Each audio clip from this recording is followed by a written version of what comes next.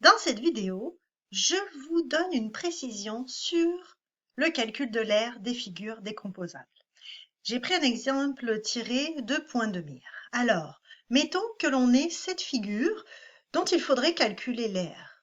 Cette figure n'est évidemment pas une figure traditionnelle, c'est pas un rectangle, c'est pas un trapèze, c'est pas un polygone régulier, donc on n'a pas une seule formule à appliquer. Il va falloir la décomposer. Alors, il y a plusieurs techniques. La première, c'est que l'on trace des traits à l'intérieur de la figure. Là, par exemple, je pourrais tracer ce trait et ça me ferait apparaître en 1 un trapèze, en 2 un rectangle.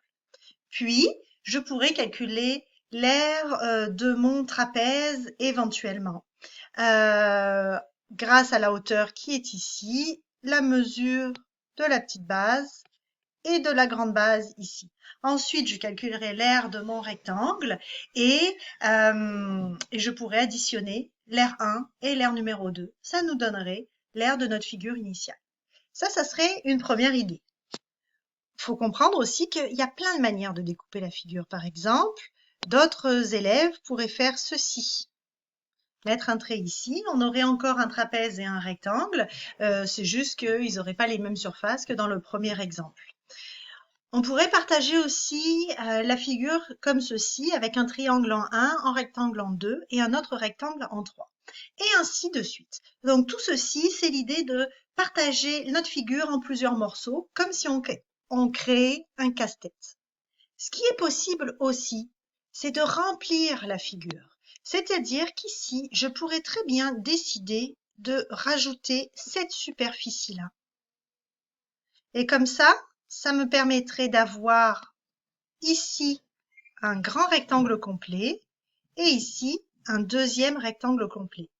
Je pourrais calculer facilement l'aire du rectangle 1, je le rajouterai à l'aire du rectangle 2, mais il faudrait que j'enlève l'aire de la partie triangulaire. Donc, ça nous donnerait ceci, l'aire du 1 plus l'aire du 2 moins l'aire du triangle. Je pourrais aussi le compléter d'une autre manière, je vous montre.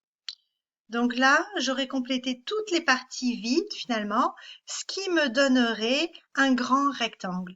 Alors je calculerai l'aire de ce grand rectangle et ensuite, je n'aurai plus qu'à enlever l'aire du triangle et enlever l'aire du petit rectangle blanc. Ça me permettrait d'avoir l'aire de la partie gris mauve.